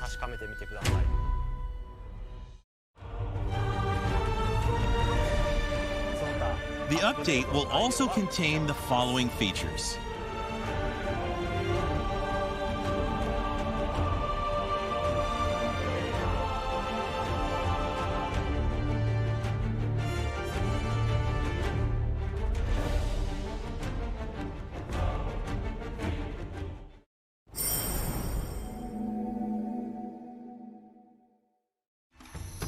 We will also be offering some new DLC on the same day as the title update.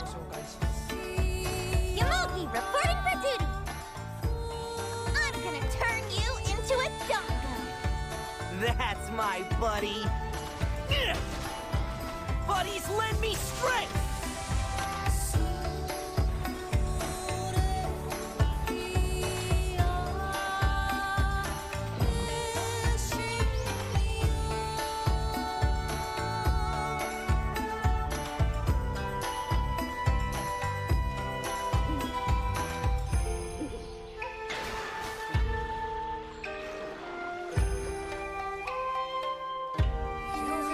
We've got lots of colorful new content to spice up your hunting life, so keep an eye out on the official website and our social media.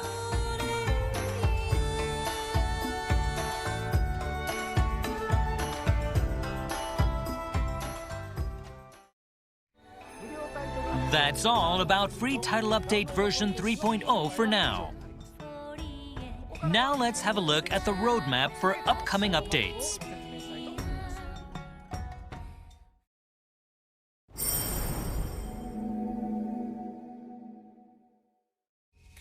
We plan to offer regular updates with new event quests and DLC after version 3.0 as well. June will also see part 1 in a series of Capcom collabs, kicking off with layered armor to turn your Palico into Tsukino, the mysterious feline from Monster Hunter Stories 2. Anyone who completes the corresponding event quest available from mid-June will be able to get this armor, so don't miss out. There will be more collab-layered armor of Capcom characters in the future, so keep your eyes peeled for more information.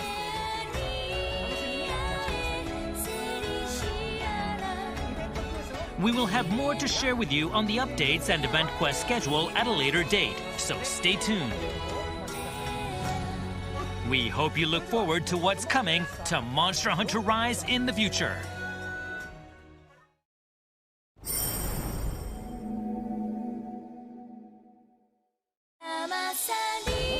If you have saved data for Monster Hunter Rise, you'll be able to unlock the Hunter's Chimera armor from Monster Hunter Rise in Monster Hunter Stories 2. Similarly, if you have saved data for Monster Hunter Stories 2, you'll be able to unlock the default rider armor from Monster Hunter Stories 2 in Monster Hunter Rise. Don't miss out on this crossover content between two different Monster Hunter worlds.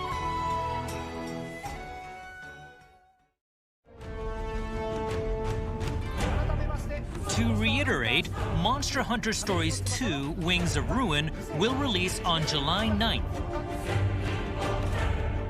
And Monster Hunter Rise, which is already available, will be getting the free update version 3.0 on May 27th. We hope you have fun with both of these games.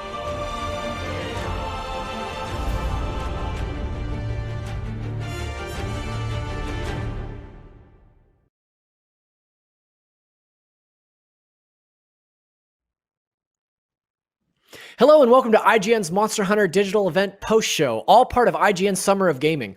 All summer long, we'll be bringing you exclusive gameplay and reveals and exciting first looks at the hottest new games. But today, we're talking about Monster Hunter. We just saw a brand new presentation from Capcom showing off tons of new details and some cool surprises coming to Monster Hunter Rise and Monster Hunter Stories 2. So let's break it all down. I'm your host, Zach Ryan, and with me to talk all things Monster Hunter are my very best Palicos, Casey DeFreitas and Tom Marks. Hey friends, how's it going?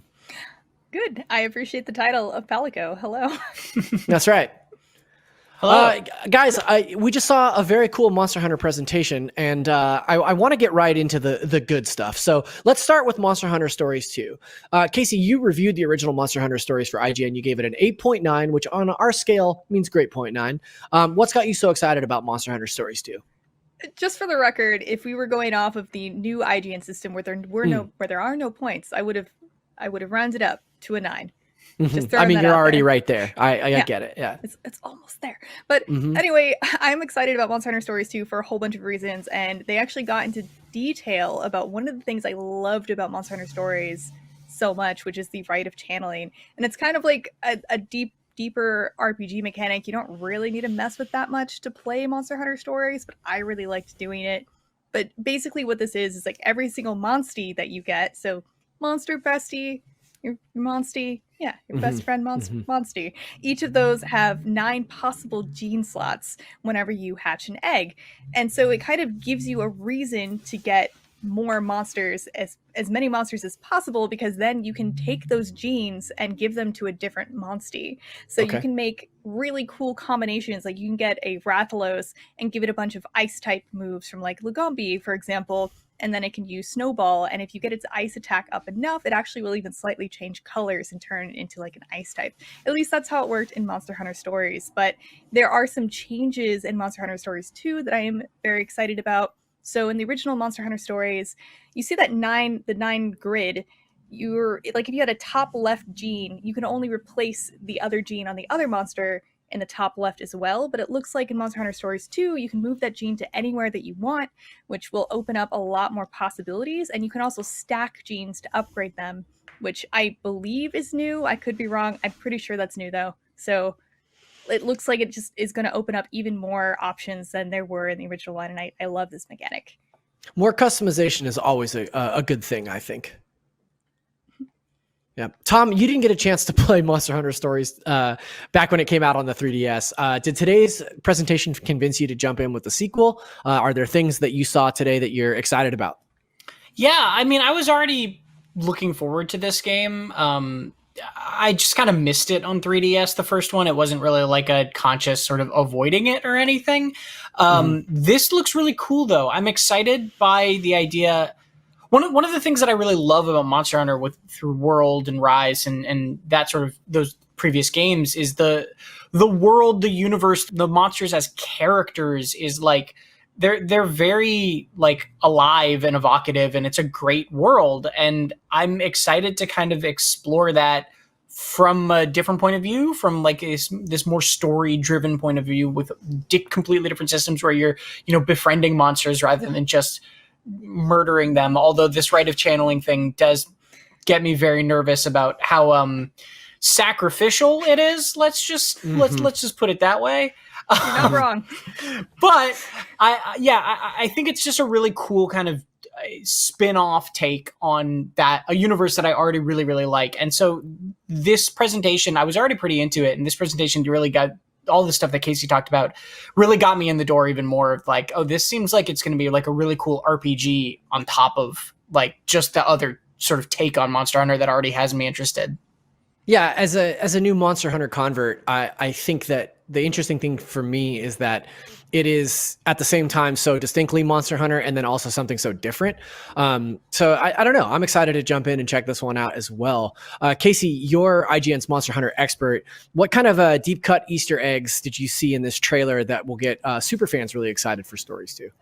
I don't know if the things that I noticed are completely relevant to the actual game, but I thought they were cool when I saw them. So people kind of speculated after seeing Mizuzune, Gammoth, and oh my gosh, I'm drawing a blank, Glavenus last time, that Astalos had to be in here as well. We did see some of Astalos, and they even mentioned those 4 monsters, the Fated 4 from Generations, the flagship monsters from that game.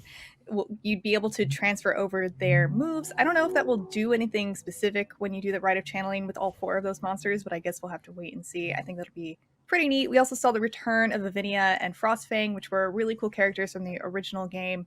And she rides a Barioth, so it's interesting to see that. But a few, like, even more granular things that definitely don't matter, but I thought was cool. So in that fight scene we saw with Nergigante and Rathalos, that pose that Nergigante does is like basically taken straight out of a cutscene in Monster Hunter World where it's fighting the Huntsman, which I thought was cool. And then we also saw like 3 bad guys, and 2 of them were in Death Stench armor, and another one was in Nergigante armor. The Nergigante was kind of like the beta armor, except red instead of purple, if you see there. And I also noticed that the Raise Wing layered armor that the pre-order bonus, you get alpha and beta versions. So I'm wondering if we're going to get alpha and beta versions in Monster Hunter Stories as well as far as the armor goes. And last really granular thing, considering Naviru's reaction to Sarge, that new Palico, I thought that might be a number, and I'm not going to explain that for people who don't want the original Monster Hunter Stories to be spoiled, but he's missing the marking on his right wrist, so I guess he's not, but he definitely has something to do with Naviru's past. I also really like Sarge because the first thing that he said is "meowdy duty," and I thought that was a really good line for him to get introed on. Tom, you know, you're also a longtime Monster Hunter fan. You haven't been playing quite as long as Casey, but I would consider you somewhat of an expert on the topic as well. There's a ton of monsters in this Monster Hunter Stories 2 trailer. Do you want to break down some of the monsters that we saw throughout the course of this trailer? Yeah, I mean, it's a lot, right? Like, we already talked about a bunch of them, like the Fated Four. Yeah. We already talked about, you know, the thing I think it's really interesting is there's a really interesting mix of things like the Fated Four from earlier with Glavenus and Mizutsune and Astalos and Gameth. But then there's also a lot of the Monster Hunter World guys where we saw Legiana right there. We saw Puke Puke as an armor thing. We saw Paolumu, Kuluyaku. So there's a lot of those newer guys. And then there's a lot of in between where we also saw little glimpses of people like Kazu, Tigrex, Nargacuga, some like classic ones like Basarios, right?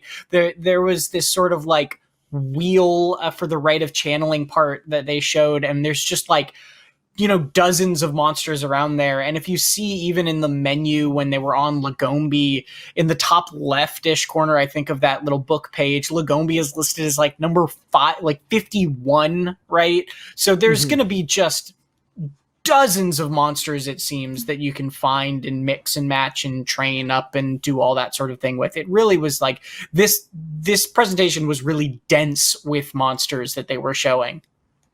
In the original Monster Hunter Stories, there were more than 100 monsties you could befriend, and there were even more that you couldn't befriend. So I'm really looking forward to this huge roster. And I also think it's worth mentioning that even the like smaller herbivores like Aptonoth and Popo, like you could ride those as well. So there's a whole lot of variety to be had in Monster Hunter Stories, and it really puts a spotlight on these monsters.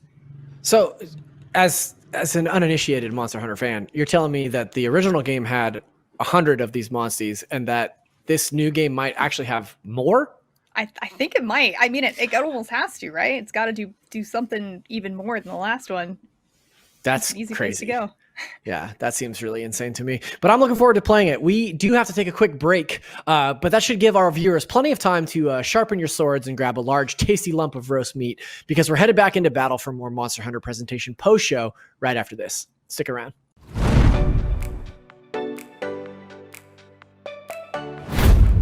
Not only is IGN the world's biggest media brand for games and entertainment, but we also have a team of some of the world's biggest fans of your favorite franchises.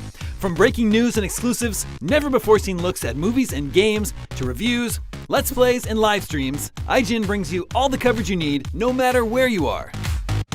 Whether you're on IGN.com, the IGN app, YouTube, Facebook, or Snapchat, we've always got you covered.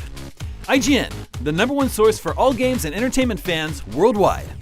Everybody loves watching a speedrun of their favorite game, but what if you got a chance to peek into the mind of the developers behind those games as they watch their hard work get completely destroyed right in front of them? What is happening right now? That's exactly what happens on every episode of Devs React to Speedruns. We invite you to ride along with the developers as they watch, react, and enjoy some of the craziest gameplay by the most skilled speedrunners on the planet. Tune in every Saturday for a brand new episode.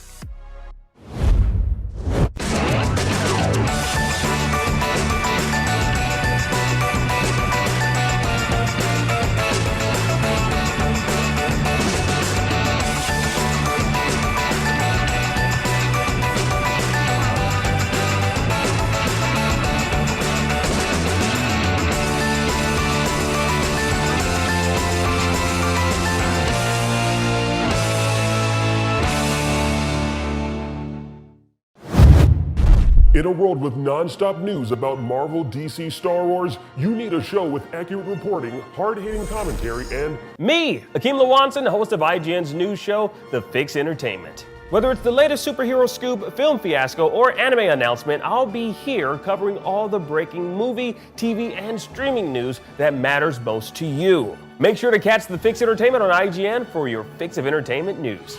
Let's drop it.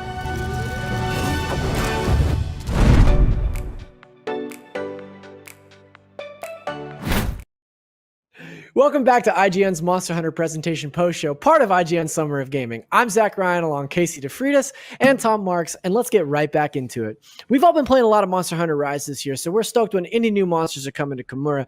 But this presentation in particular brought us 2 new big boys to tackle. Casey, what can you tell us about Valstrax? So, wow, Valstrax is one of the most unique monsters out there, and I feel like that says a lot considering how many unique monsters there are in the Monster Hunter universe. I feel like this trailer and presentation did a pretty good job giving an overview of Valstrax, but fun fact, Valstrax in the Japanese name for him is Valfox. So, like, Val for Valor and Falk for Falcon, which makes sense considering the Peregrine Falcon is the fastest bird in the world. Fun animal facts for you guys out there who like monsters and animals. Wow. But Valstrax is probably the fastest monster out there as well. It's basically a jet engine dragon. It takes in air through its chest and compresses it and pushes it out of its wings in like dragon energy. And you can see it here. It literally looks like a comet when it's doing its ultimate attack, which is why it's known as the Sky Comet Dragon. And I think its nickname is like the Argent Comet, and all of its quests have, most of them anyway, have Comet in the name. And I'm really excited to see Valstrax coming to Monster Hunter Rise because so many people haven't been able to fight it. Like in Generations Ultimate, I don't think you encountered, I guess you don't have a real fight with this Elder Dragon until like Village level 10 or G rank, but you can fight it in the demo. But this is really cool for fans who did fight it in the past as well, because it is a brand new variation of Valstrax. It's called Crimson Glow Valstrax. It looks really neat. It also has new attacks that like complete red glow of its wings. It's neat. This is a cool dragon. I like it. Thumbs up. I think it looks super cool. I've not fought this enemy before. I didn't play Monster Hunter Generations Ultimate, so I'm excited to fight this new monster. Just like I'm excited to fight any of the new monsters that have come to Monster Hunter Rise. But I'm also excited to fight variations of old monsters. And we saw Apex Zenogre in this presentation. Apex Zenogre is new to this game, but obviously based on the Zenogre that is already existing in Monster Hunter Rise. Tom, what did you see about Apex Zenogre that get you fired up to face this monster again? Yeah, I mean, I really like Zenogre. I think Zenogre is one of the cooler monsters in Rise already. This Apex version of him, the Apexes occupy this sort of in-between, right? They're not a completely fully new monster because they don't have like unique armor sets or weapon trees or anything like that necessarily, but they do. This one is, is bright yellow rather than the sort of normal greenish coloration. It has these huge lightning attacks from the look of it. It looks really, really cool. It looks like it's already taking one of the already very fierce monsters and kind of making it even crazier looking and more intense and more aggressive, which is great. That's going to be a lot of fun to fight. I mean, it's going to be very stressful, but it is also going to be a lot of fun. The Apexes, I like that they also said that this Apex is going to be able to be fought outside of a rampage right away, and that the other ones that they added, Rathalos and Diablos, look like they'll be able to be fought outside of rampages now too, which is great because I enjoy fighting the Apex monsters, but having to go through kind of a very similar rampage to get there is not overly interesting to me. So the fact that I can just immediately go into a hunt and fight this thing is going to be really, really cool. I like seeing more Apex variations, but also I wish we had gotten a glimpse at a couple more monsters in this, at least one more monster than this in this presentation. But it is very, very cool, and I am very excited to fight Valstrax as well. Yeah, I think the idea that you can fight these monsters without having to tear through a full rampage to get to them is probably the most exciting thing coming on the 3.0 update. But we know that new monsters aren't the only thing that is coming to this update. There's a bunch of new stuff that is dropping tonight. So Casey, can you walk us through some of the other more important parts of this big update coming down? Yeah, and before getting into it, I just wanted to mention that this reveal of Apex and Ogre kind of completes the this mural, the stone mural at the top of the waterfall in the training area, it shows a bunch of different monsters, and they have all been Apex monsters that had deviant versions in Generations and Generations Ultimate. So it kind of completes the mural, which makes me question if we're going to get any more Apexes. I mean, probably. But the mural is done. But anyway, so we are going to be able to fight all of those Apex monsters now out of the Rampage, which is what everyone just said. But I don't think this necessarily means we're going to be getting new armor or weapons to go along with them like we haven't in the past. But these quests have been really good for farming the Blood Run jewels and Lazarite jewels to craft decorations, and also to get some silver and gold eggs for getting some money. And I mean, they're just cool fights. They're just really neat monsters. Of course, we're going to get some more DLC and cosmetic stuff. There's one particular thing I want to call out for that, and that's the little wing drake Kahoot. I thought was just really cute. I needed that Ninetales Palico layered armor, and now I'm going to need this Kahoot layered armor to have my two best pets, my dragon and my Kitsune. I'm excited for those. But of course, there are going to be more monsters. It says. So on the list, it says Valstrax and Apex and Ogre, and then etc., which is what they did last time. So I think it's safe to assume there will be new monsters in this update. I'm very excited to dive in and discover what those are later tonight. Yeah. But we also saw that, so we could already change the color of Rampage weapons, but in this list, it says we'll now be able to change the appearance of Rampage weapons as well using materials, which sounds like a bigger variation than just color as well. Of course, new quests, new boss battle arena, new weapon trees, armor, layered armor, etc. And then, of course, the story is getting a new ending. And all we know is that Ibushi and Narwa are coming together. And they didn't want to spoil anything else for us. But I guess my question is, what does that mean? Like physically, are we going to be fighting Narwa and Ibushi physically morphing together, or are they just going to physically be in the same space? We're going to fight both at the same time. I'm talking about curious. some kind of fusion monster situation. Yeah, man. Yeah. Are they going to do a fusion high here? I want to see what's going on. Well, as horrifying as that sounds, I am excited to get an actual ending for this game. Right. No spoilers for the main game, but I definitely feel like at this point, if you're watching, upwards of 15 minutes into a post show for the second update of Monster Hunter Rise, you've probably finished the main game. And I got to say that the ending to the main game was a little disappointing. So I am excited to see a more definitive ending to this story, and kind of see what the game has in store beyond that as well. I'm hoping for some new monsters beyond Zinogre and beyond this Valstrax as well. But I wanted to ask you guys, we did get a glimpse at the roadmap that takes us through August. What did you think of what Capcom has in store through for Monster Hunter Rise through the summer? And what do you hope that Capcom's got planned for Monster Hunter beyond that time? I think the roadmap that they laid out was pretty heavily DLC and Capcom collaboration focused, right? Which is cool because the Capcom collaborations that they've done in the past in previous Monster Hunter games have been phenomenal, right? They've been really fun and really weird and really cool. The first one they're doing, as we see here, is going to be Stories 2 related. So I'm excited for those. I am also a little bit what's the word, wary, or a little bit still curious, because that was basically the entirety of the schedule that they released through August, right? As you can now see here, is through the end of August is just DLC event quests and Capcom collabs. And that doesn't mention specifically new monsters the way that previous kind of roadmaps have. So I'm really curious kind of about the bigger content updates we're going to be getting as well. And if that's going to, it doesn't seem like they're going to be maintaining the pace of these first 2 months past release, which is fine because this pace was really, great. It was a ton of new content really quickly, but I would like to see more new monsters, that sort of thing going forward. And we haven't really gotten that indication yet.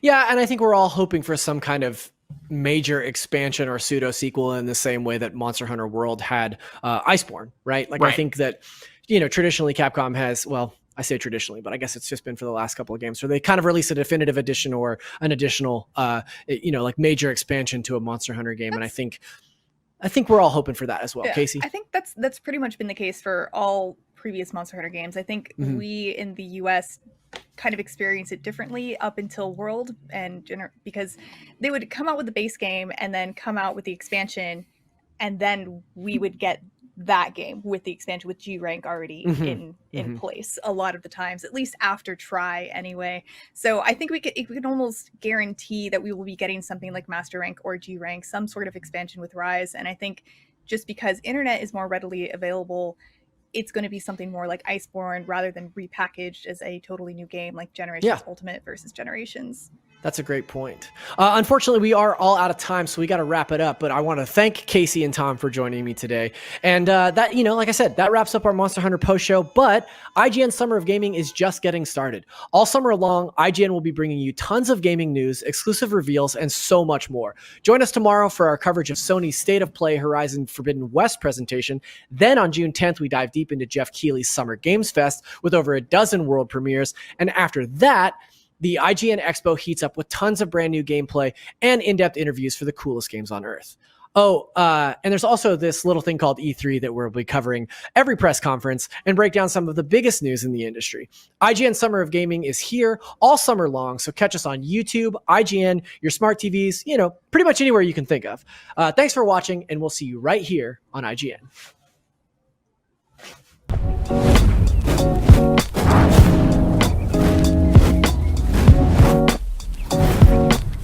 IGN Summer of Gaming 2021 is presented by Army National Guard. Pursue multiple paths while you serve. Reach your greatest potential with Army National Guard. And USAA Insurance.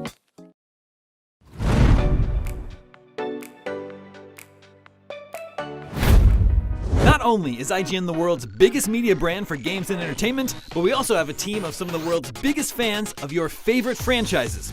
From breaking news and exclusives, never-before-seen looks at movies and games, to reviews, let's plays, and live streams, IGN brings you all the coverage you need, no matter where you are.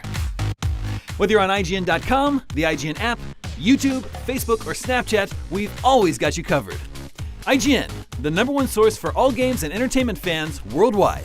In a world with non-stop news about Marvel, DC, Star Wars, you need a show with accurate reporting, hard-hitting commentary, and me, Akeem Lawanson, host of IGN's news show, The Fix Entertainment. Whether it's the latest superhero scoop, film fiasco, or anime announcement, I'll be here covering all the breaking movie, TV, and streaming news that matters most to you. Make sure to catch The Fix Entertainment on IGN for your fix of entertainment news. Let's drop it. If you're not following IGN on social media, what are you waiting for? We're constantly updating our feeds to bring you the latest news, gameplay, custom original content, the best user-generated videos and art, memes, and a whole lot more. Be part of the conversation throughout the year. Follow IGN on Instagram, Twitter, Facebook, TikTok, and Snapchat. Everybody loves watching a speedrun of their favorite game, but what if you got a chance to peek into the mind of the developers behind those games as they watch their hard work get completely destroyed right in front of them? What is happening right now? That's exactly what happens on every episode of Devs React to Speedruns. We invite you to ride along with the developers as they watch, react, and enjoy some of the craziest gameplay by the most skilled speedrunners on the planet. Tune in every Saturday for a brand new episode.